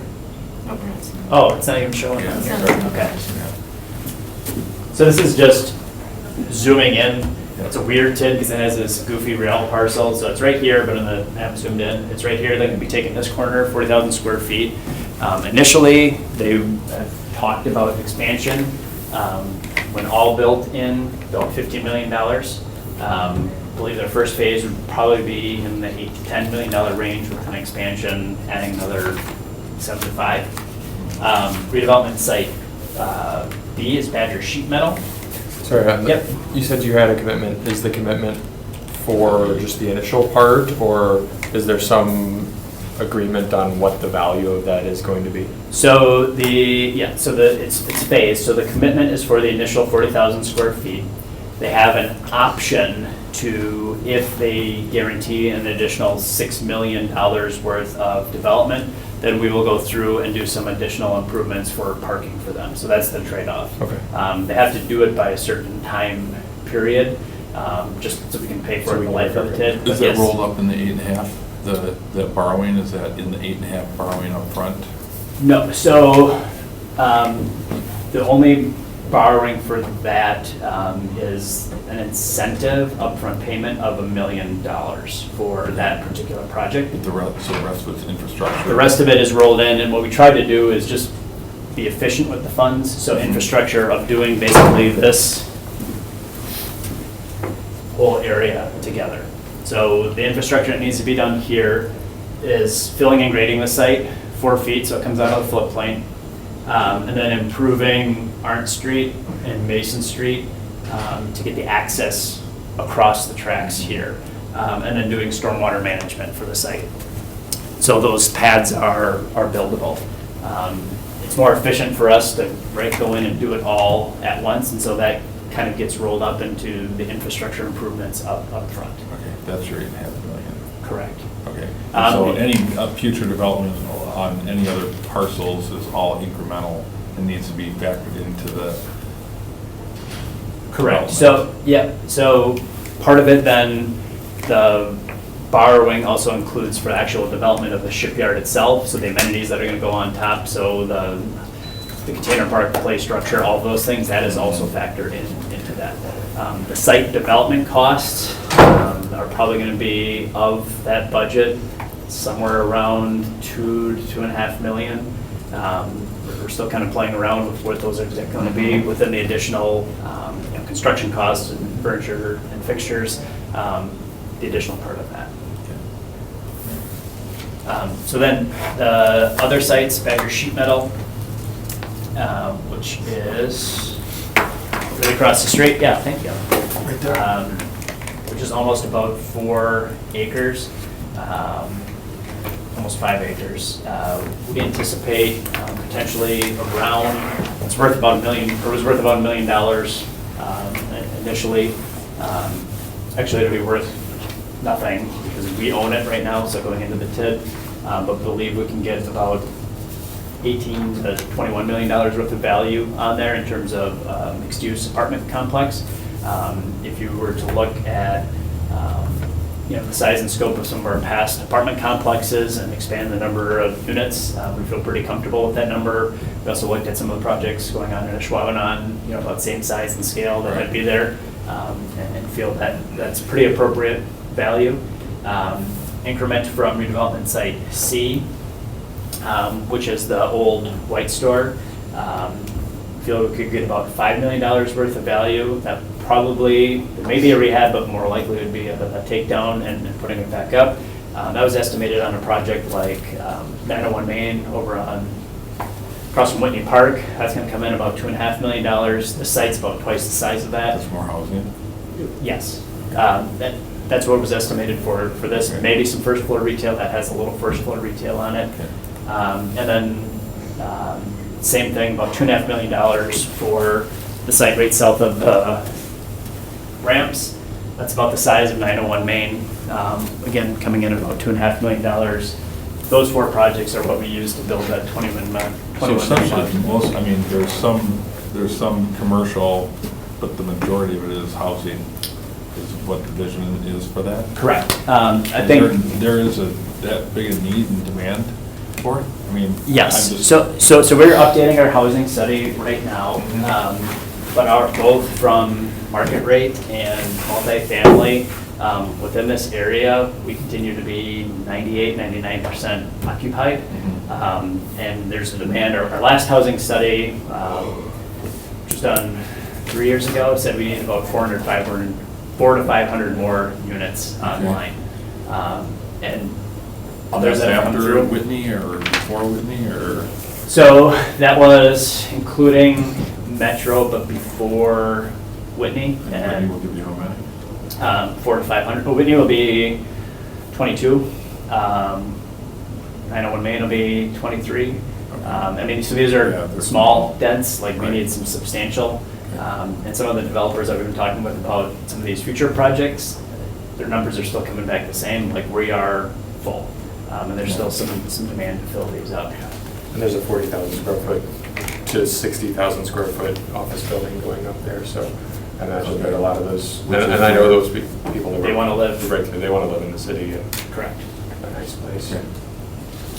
So, yeah, I mean, there'll be some commercial probably as part of it, but really there's a residential demand. And if you look at kind of east and west of the river, there are no big really units on the west West side side. of the river. And so in terms of like location, that's an appropriate spot for that. Great. I'm not that market. So just back to the questions. There is enough increment. The amount of value increment when the project costs are paid in full, just based on those 4 projects, it's an additional $45 million of increment. As we talked about, this is a really, I hate to say the word, sad district. I mean, we're going with the base value of like $3 million for 55 plus acres. So just based on these projects, we anticipate about 45 million of increment. And then in terms of, but for, this is an area the city's owned for a long time. It's wet, it's squishy, it's dirty. There's been, not a lot of investment in this area. So, but for us helping with some of the costs for that remediation and infrastructure, cost of construction, disinvestment in the area, this development would not happen. And then just talking about the breakdown jurisdictions, 40% schools, 40% city, 17% Brown County, 3% NWTC, 0% to the state of Wisconsin. That was just based on our 2019 allocation. And then just in terms of the benefits, overall, in addition to the increment that we're going to create, the 45 million in property, we're going to hopefully catalyze this, isn't counting any of the neighborhood improvements. This neighborhood around here is like one of the lowest assessed per square foot or per acre values in the whole city. And we're hoping that as this area develops, that area will also appreciate. And then beyond there, also outside of the TID, generate some additional property tax increment for the taxing jurisdictions. Just a couple general questions. Sure. And but there's like a little block that's excluded there. I'm just wondering why that's excluded. Yep. Do the same thing. And I guess while we were talking, I was also wondering why the old rail yard part isn't included, why that Sure. isn't a target for development. So as far as this goes here, it was excluded. One, we don't have any imminent projects or interested developers in that area. They're industrial right now, so in terms of the assessment being done by the state, we don't have control over that, and basically how things have kind of changed. There's a little bit of risk in terms of putting them in a TID, especially when they're all doing pretty well. We've talked, this could be a potential future expansion area, but just in terms of not wanting to get in a decrement situation if they decide to sell or vacate, let's just leave those out for this time.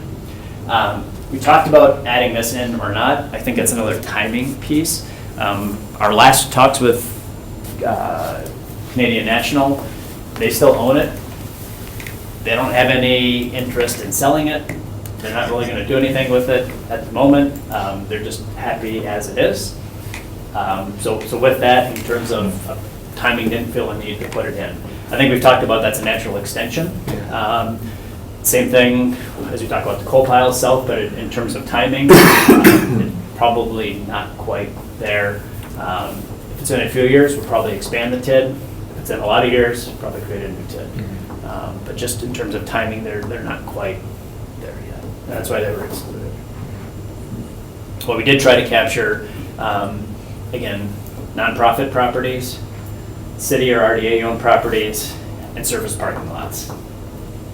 And that's where we got, the boundaries that we did. What about the Green Bay Western? There's two rail yards, actually. This is my old neighborhood, so I know.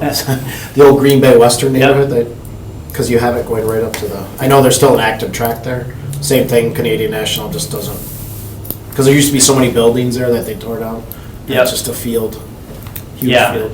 they're not interested in moving anything on that this time. Okay. Those parcels, they're actually parcels, not right-of-way. That's why Okay. that's why the boundaries are so wonky. Okay. If they're a right-of-way, we could cut across them, but they're actually parcels, and so we have to include them, and the goofy parcel goes, nearly down to Lambeau Field. So that's why it looks the way that it does. Gotcha.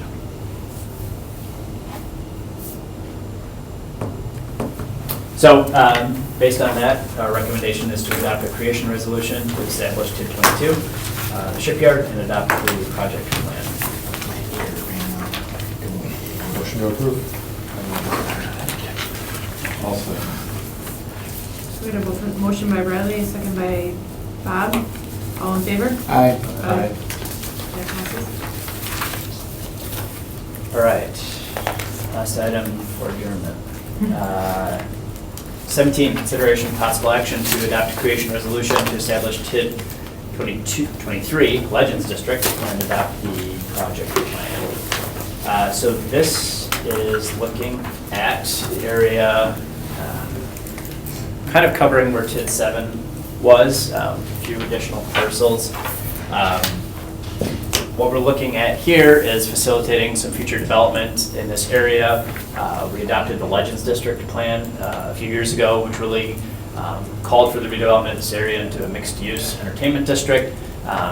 Formerly industrial, you've seen bits and pockets of some entertainment in there, But we also feel, again, that residential demand, we can add some residential products along with some additional commercial.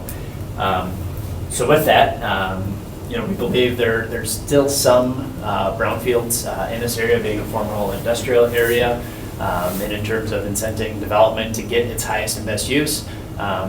It's no secret, the Packers have been doing additional development and bringing additional events. With the creation of the new Expo Hall, there'll be additional events in that area, and Rush Center continues to program very well and continue to drive people to this district and to this area. So with that, our decisions based on the following: would the desired development occur without tax increment financing? No.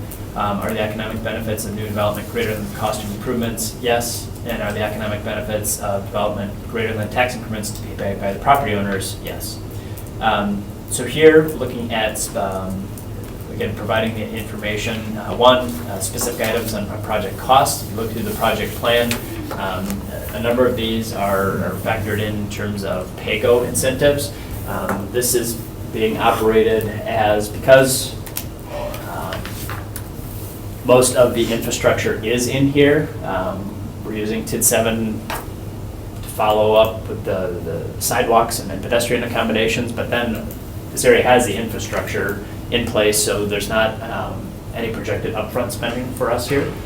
These would be PAYGO deals where providing incentives and then maybe providing some additional public enhancements down the line after there's cash in the bank. Maybe you do some additional landscaping or pocket park or other additional treatments. Why are some of those parcels excluded? I'm just curious. So, excluded because these are pretty full functioning developments. This is the hotel, it's Cambria Suites. So it was Cambria, now it's It's a Marriott. That's Daybridge. It's a full functioning hotel, and this is Burkle's one block over. They're both highly assessed well, and so what we feel like those are developed. The Quick Trip is relatively new and developed, so there wasn't a reason to bring that in. Hilton Garden Inn has been out for some time, but assessed pretty well. And this was another thing in terms of timing. We talked about pulling in some of these undeveloped parcels here. There's been discussion on it, but nothing felt it was imminent in terms of that development. So just focusing on these areas at this time, kind of like Shipyard focused on vacant land or just parking lots. Really things that could go up in value, with the exception of the Hudson Sharp facility, which is manufacturing and does assess well, but it's only about half the site. There's still a lot of parking lot and undeveloped land there that the property owners talked about future development plans for. Okay. So with that, here, based on that, there's sufficient increment that would come in to pay off project costs. Again, most of this is based on PAYGO. The specific deals will depend on the projects that move forward. So upfront, just a little bit for the ongoing management and administration expenses. But once the projects come in, it starts filling up balance in terms of that PAYGO. Is there anything imminent that's being? Yes, so as far as the projects identified in the project plan, go back up to the map.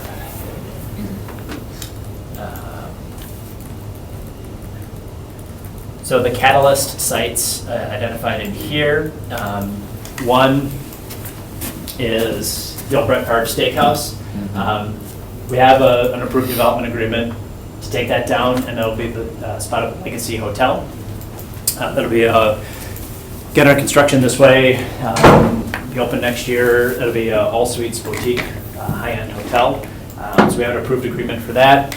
And then we have interested parties, probably again that same time frame within the next 3 to 6 months to move forward with something in terms of redevelopment here. Probably primarily residential, maybe some commercial. And then also outlot of Badger State Brewing, a lot of parking in this area, undeveloped spots, and then the Stadium Views parking lot. That's probably the furthest out, but as far as more imminent development, this is approved, and those will likely be coming soon. I think I paced out in terms of, the timing. For when those may come online. The Legacy Hotel, I projected being online 1/1 of '21. Some of the parcels down off Canadeo coming online anywhere from 2021 up through 2029. Same thing with Hudson Sharp being online by 2029. And then the Stadium View parking lot by 2029. I anticipate some of those will come sooner, but again, kind of pushed them out 10 years just to make sure, could be conservative on the cash flows on there. I had heard that Badger State was planning on expanding. Is that part of? That is not actually even allocated Okay. in here. I didn't build an assumption, but yes, they are. We've been working with them on expanding their brewing facilities. Part of that is manufacturing, so it might not be a lot, but if they do add other event space or commercial space, that will come into it, but that was not factored in here. And then, other questions, value increment, we anticipate about $47 million of additional increment based on those 4 development sites. But for the creation of a TID, How do your pay-goes compare to what Ashwauben's doing, because you're right up against that? They've done a mix of things. I think what I could say is I feel for us, we're the same market, right? If you're looking at an apartment or development down there, you don't really pay attention to the boundary lines, Right. but I think we have a strategic advantage because we are closer to all of the facilities. We're closer to the Raj Stadium, we're closer to the new Expo Hall. So I think that's. What are your pay-goes, do they look similar, or are they dramatically less or dramatically more? I mean, how did you structure your pay-goes, I guess is the question. So we kind of work with the developer on these, and then kind of 2 approaches. One is to split it 50-50 and have it drag out maybe for 20, 25 years. Or the other is to make it heavy and do like 80-20, but then it only goes 12 to 15 years. Some of it's driven by the financial institutions that are involved and how they basically, what's their borrowing term and how long are they borrowing against. They can then say, all right, well, once the city approves that, we have a good estimate of what it's going to assess at and what the property taxes are, so we can estimate basically a cash flow for us or a debt payment coming in, and then they'll take out an assignment or a mortgage basically on that payroll coming in. Sure, you'd be more conservative or less conservative or equal in terms of your pay-go? At the end of the day, I think we'll probably come in around the same spot in terms of, I like to compare the amount of city assistance to the overall like incremental costs and trying to keep that, no more than like 20%, preferably at like 12 to 15. How does it compare to Ashwauben, I guess? I mean, you have a feel for how it compares. Is it more aggressive or less aggressive? I would say less aggressive.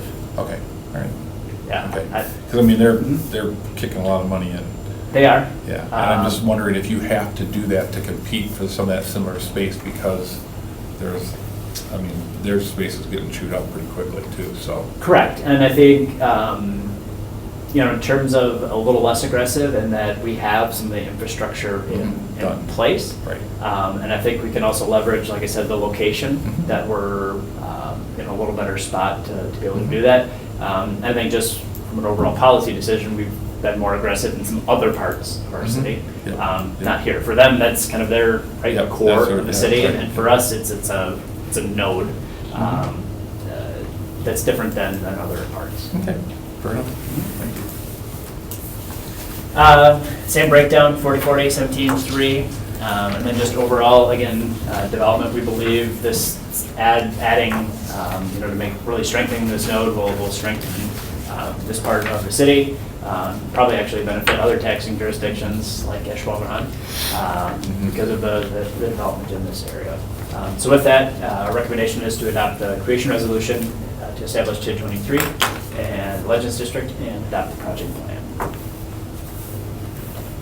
So moved. Second. With that, we have a motion from Bob and a second by Bradley. All in favor? Aye. That passes. So, I promise I won't do another huge one like this again. I think Director Allen and I talked.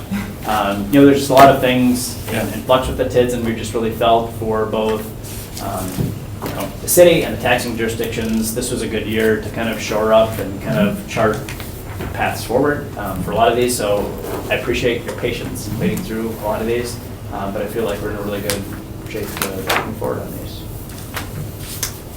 Take a motion to adjourn. Motion to adjourn. Second. A motion by Bradley, second by Brent. All in favor? Aye. The most enthusiastic second I think Yes. for the meeting. Well, I did that, online thing. Oh, yeah. And it's a 2-hour meter, but it wouldn't let me extend it. I didn't know you couldn't extend it, so now. Oh. I hope I don't have a ticket. Trouble. If I do. Wish you knew somebody in the Is city. that something I can dispute or something? I don't know.